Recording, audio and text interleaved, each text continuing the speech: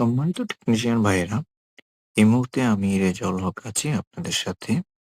আমি এই ভিডিওতে দেখাবো কিভাবে এই, এই যন্ত্রাংশগুলো কানেকশন দিতে হয়। আইপি ক্যামেরার সাথে সাধারণত এই রকমের কিছু প্লাস্টিকের এবং রাবারের জিনিস থাকে। আমরা এগুলো কিভাবে কানেকশন করব আমি আপনাকে একে, একে দেখাচ্ছি। সম্পূর্ণ ভিডিও সাথে থাকবেন।